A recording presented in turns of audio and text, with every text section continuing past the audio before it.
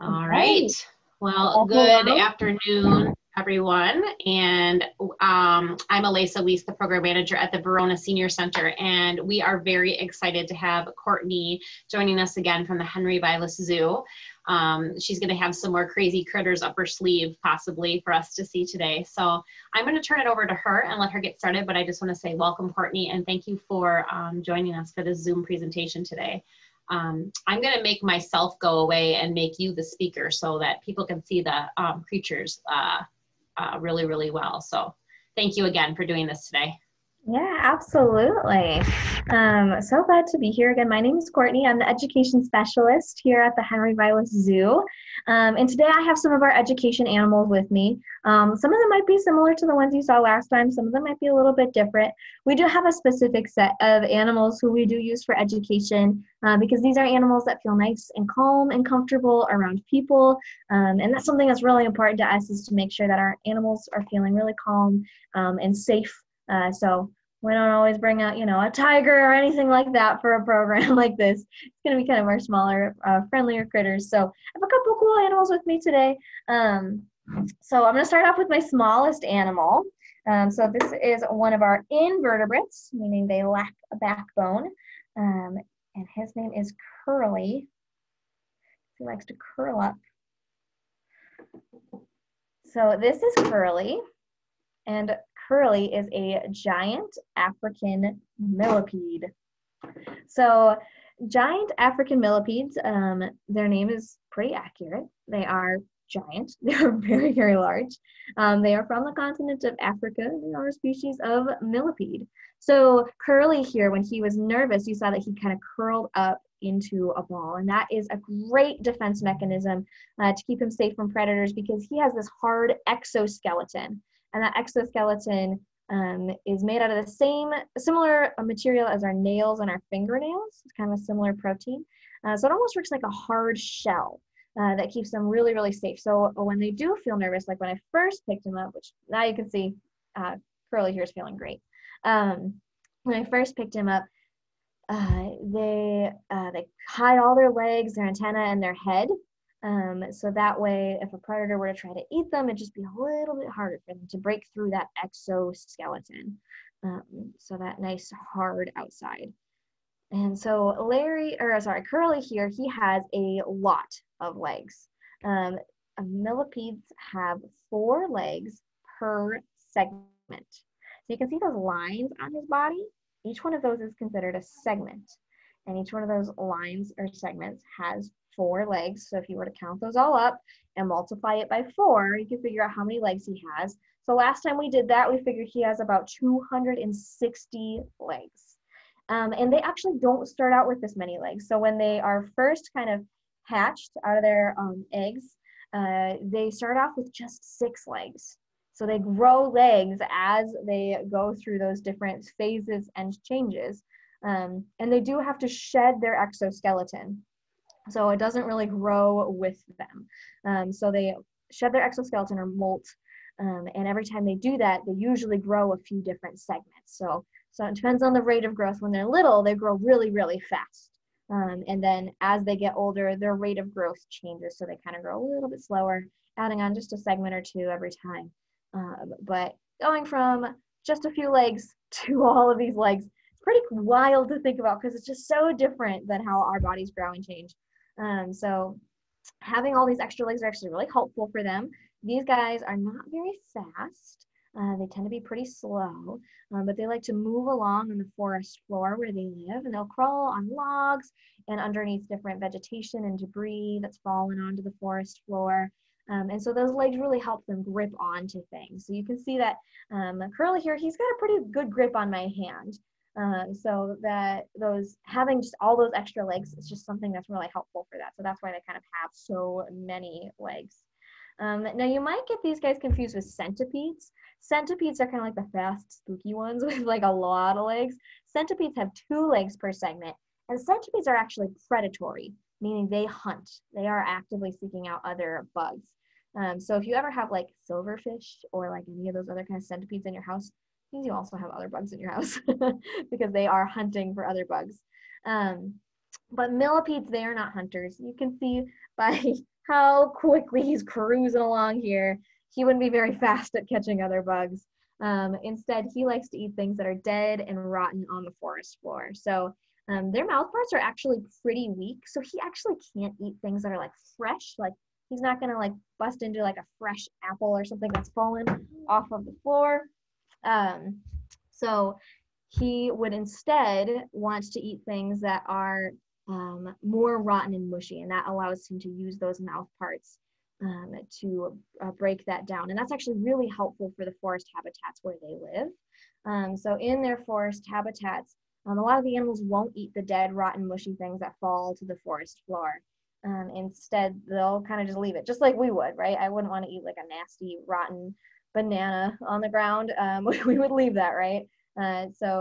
Other animals would leave that too. So he actually helps break that down and break down the nutrients that are in that fruit and those rotting plants and different material. And he can actually break that down. When he poops it out, it becomes fertilizer for the soil and for the plants.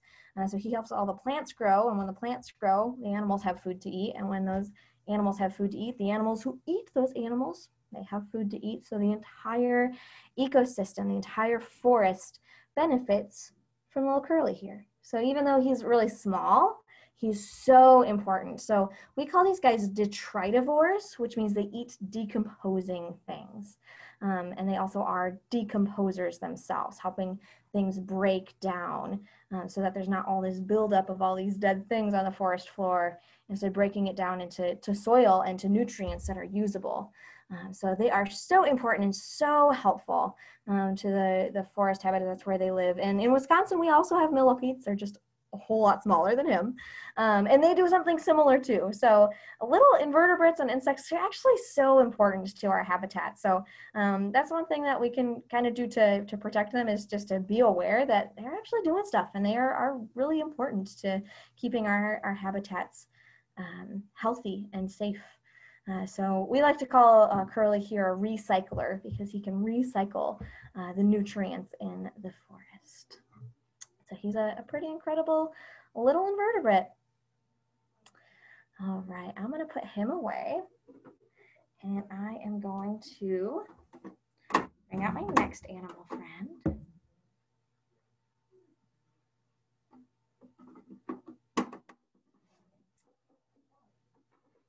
And let's see who we have here. Hello. All right, this right here, this is my friend Louise, and Louise is an ornate box turtle. So these are a type of turtle that are native to Wisconsin. So they are native to habitats called an oak savanna. So think about like a prairie habitat that has like these big oak trees scattered throughout. And that used to be a really common habitat here in Wisconsin, especially kind of in southern and western parts of Wisconsin. But we've turned a lot of that into cornfields, because that type of soil is really, really fertile. It has a lot of organic material that's really great for growing things. And that's one of the reasons why we're such a great farming state. It's because we do have really good soil here.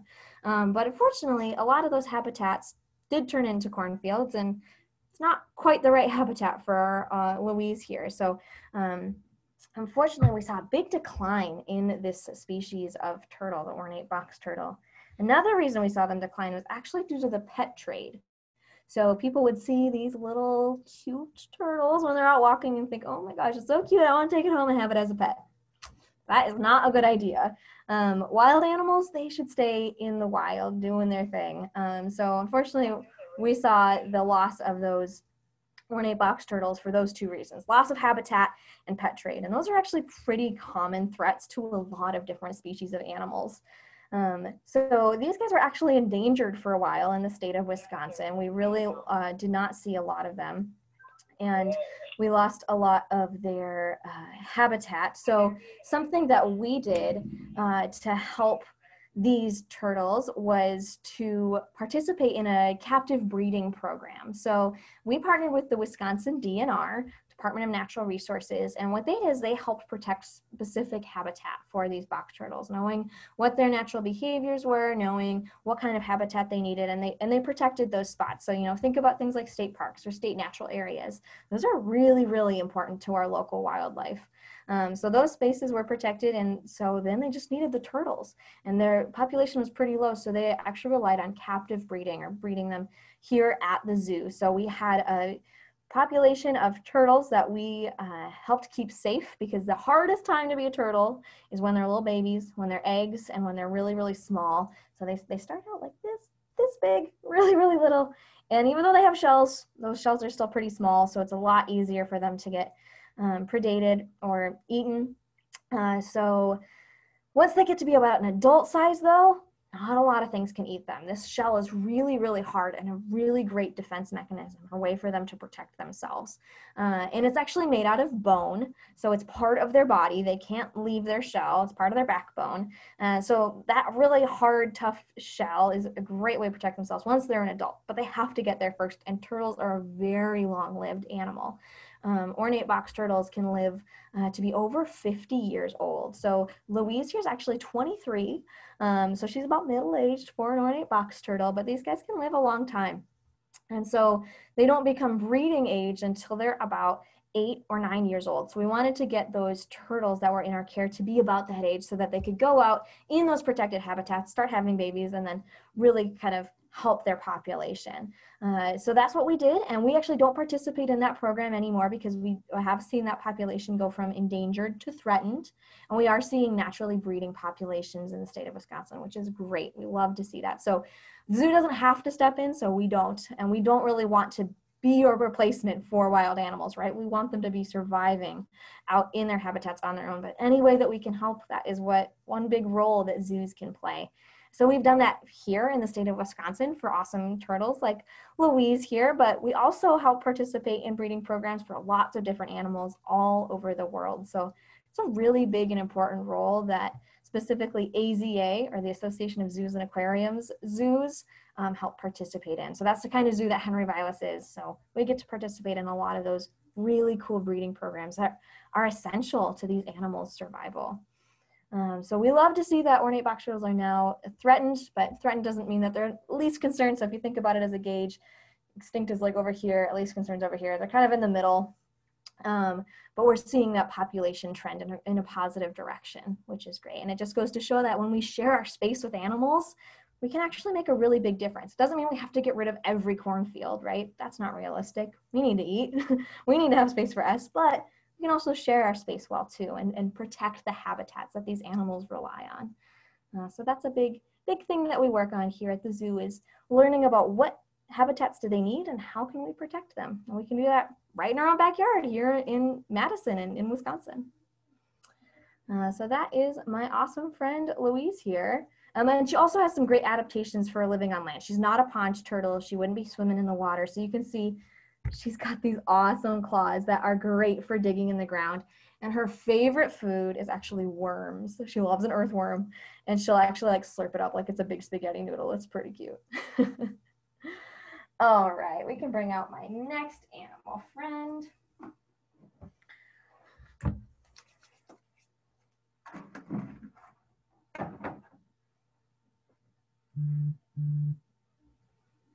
See how she's doing. Just a minute to get her out. And again, I always want to make sure that my animals are feeling nice and calm and comfortable. I've worked with these animals for quite a bit, so I really kind of know what behaviors are comfortable versus uncomfortable. So this is my friend Maisie, and Maisie is a red rat snake. So she is a type of corn snake. So a pretty common species of snake in North America. And you can probably see how she got her name. She's red. And so it's not a warning color to be like, oh, I'm dangerous, watch out for me. Instead, it's to help her blend in with the color of the soil where she is from. So she is native to habitats that have really red clay soil. So think of places kind of in the southern parts of the US that have that kind of rusty red color of their soil. And you can imagine that the snake would actually blend in pretty well in that soil. We do have rat snakes in Wisconsin. You can probably imagine what color they are. Thinking about this color of our soil, they are a blackish brown color because that helps them blend into the habitats here. And this type of snake is semi-arboreal, meaning they sometimes are in trees. They sometimes hang out on the ground, sometimes they're in trees. So you can actually see, showing you a little bit on her belly, there is this kind of like checker pattern and that white color. So she's kind of camouflaged on both sides. So if you were to look down at her, you would see this red color and it would blend in with the soil. Or if you were looking up at her in a tree, you'd see kind of that white belly with those checker marks, just kind of like a bright sky and the crisscross branches. So she's actually feeling a little nervous right now. I'm going to put her away again. So it's really important that I check in on my animals' behaviors, and that's a big part of working with animals, is learning what makes them feel comfortable and uncomfortable. And sometimes people ask me like, oh, aren't you so scared that that snake's going to bite you? That's a good question, right? I should be aware if an animal's going to bite me. And I'm generally not scared of an animal biting me, especially an animal I've worked with quite a lot, because I know those little behaviors that say, hey, I'm a little uncomfortable. So Maisie was just feeling a little tense. So we can feel it in our muscles, like when you're relaxed, right? You feel like the squishy muscles. And when you're tense, they just kind of start to tense up a little bit. And so snakes are mostly muscle. They have a ton of muscle in their body. So it's really easy to tell just that little behavior. And I really listened to just those little behaviors.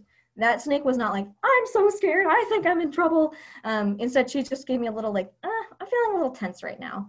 And that's just a sign to me like, okay, you're good to go. You can head back into your little crate here that makes you feel nice and safe. Because I don't want to push an animal and be like, well, you're probably fine, so let's keep going. Because that's how I'd probably get into trouble working with animals, is if I didn't listen to those little behaviors that teach me kind of how they're feeling and what's going on. So snakes are so important, really incredible. I know it makes a lot of people nervous around snakes.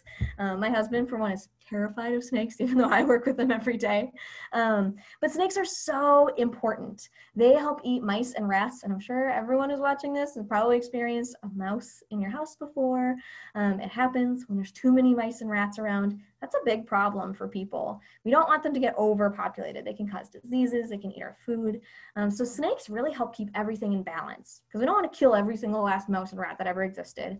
You might feel that way, but we know that that's not the right answer, right? To kill, that can make them go extinct, right? We don't want that. So we want to just keep it in balance, not have too many. And that's really where natural predators come in. They're not going to eat every last mouse ever, but they're going to keep it in check and keep it in balance so that animal doesn't become overpopulated. So snakes are super important to their habitat. And they're not trying to eat you. They can't eat you. They like to eat mice and rats. So they're not going to try to hurt you unless you are in a space where they feel so scared that they think they might die. So as long as you give them their space and leave them be, they're not going to bother you. So snakes are really important. So as long as you leave them alone, they're going to go do their thing, eat those mice and those rats, and really help out the whole ecosystem. All right, I'm going to bring my last critter out. It takes me, again, just a moment to get him out. Make sure he's feeling nice and calm.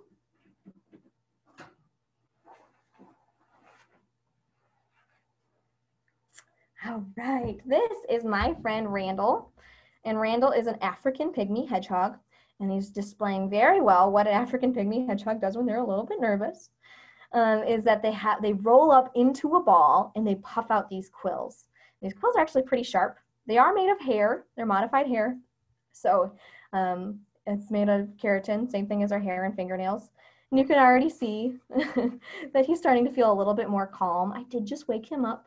He's nocturnal. So I don't know about you, but I feel a little grumpy in the morning or when I'm first woken up. So I think he was just like, what's going on? And now you can already tell that Randall's feeling a lot more calm and comfortable. And again, that's what I love to see in my animal friends, is that calm behavior. And when he sticks his little nose out and starts marching around, that's a sign to me that that's a nice calm hedgehog. And that's what I really love to see.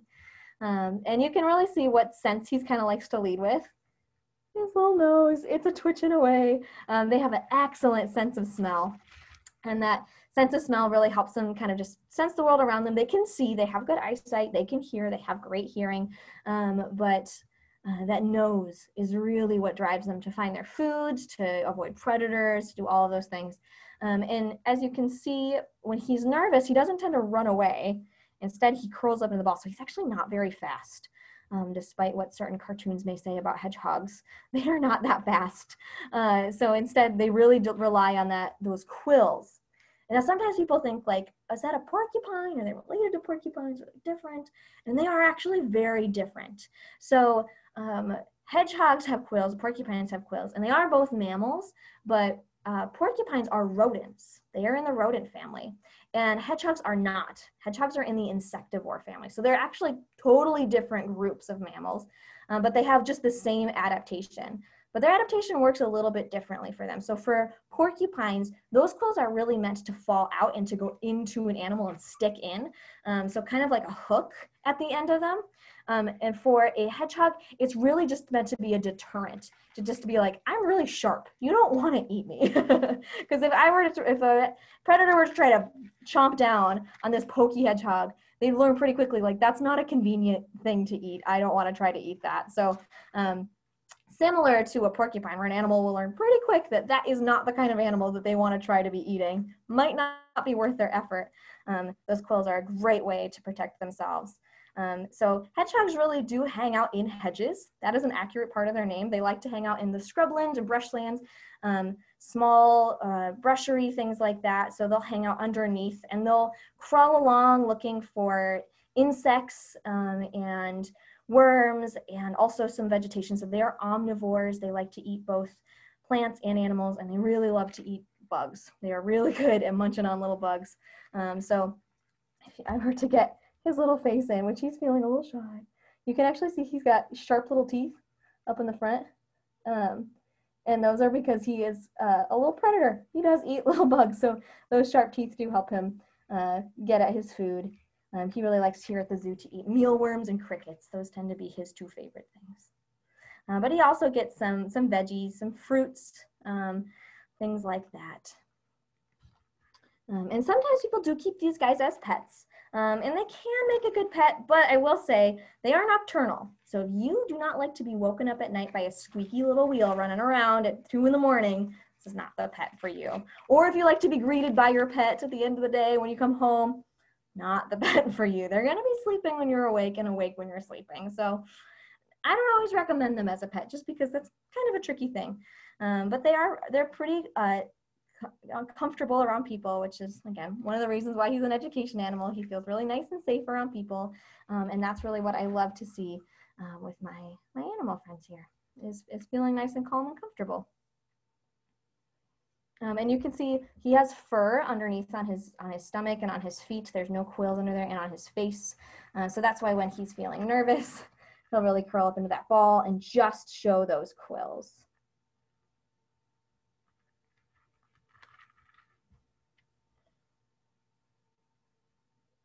All right. So that was all the animals I have for today. You want to ask any questions, or want to leave it there? What are we feeling? I think you did great. I had a girlfriend that owned 2 hedgehogs when I was probably, I don't know, 12 or 13. I was a long time ago. We won't try to age me today, but they were actually a fun little pet. But they do that little hiss thing, like that little tss, where they, yeah, and that's what I remember. But yeah, they're a fun little animal for sure. Yeah, they're really fun. Well, Cordy, I appreciate it so much. I am always very intrigued by your presentations. I want you to know you do an excellent job presenting. So, and tell me again how long you've been working at the Henry Vilas Zoo. I have started there when I was an intern in 2017, but I've been in this position since like October-ish of 2018. Had to go intern, seasonal, part-time, full-time, do the whole gamut. So now I'm full-time. So I've been in this full-time position since May of 2020, but doing this role. And the zoo is funded off of donations, correct? So that is correct. Tell me just a little bit about that. So yeah, the Henry Vilas Zoo, when it originally started, was created to be a free zoo, and we've been able to keep it that way. So tell me how important the donations are to you guys. Yeah, absolutely. So the Henry Vilas Zoo was founded in 1911 by William and Anna Vilas. And when they donated the land, they actually put in the deed of the land that the zoo was to be free and open to the public. So if we were to ever even try to start charging, we'd actually lose the land that we're on. We can't do it. And we also don't want to, because it's such a gem in our community that anyone and everyone could come to the zoo and learn about animals and just have this awesome family experience. And that's so important to us. So we're not going to start charging anytime soon. We are supported by the county, so we are very fortunate to have a lot of awesome support through the county, which also helps stabilize us in years like COVID when donations and visitors are down. But we have even seen, because how amazing our Madison community is that donations have still continued to come through even while we were closed and even while restrictions have been in place. So we've still been able to operate and function and get everything we need to help keep our animals safe. So those donations are really critical in helping just support the zoo, support the function. Our exhibits are top of the line, and we want to keep them that way to make sure our animals are healthy and safe, but that comes with a price tag. So donating is always so appreciated and really helps us keep our zoo up to date, keep us to the high standards of animal care that we continue to have. Well, again, thank you so much. And I hope we'll see you again in the future, and happy Friday. Have a good rest of your day. Thank you. Have a good day. You too. Bye-bye.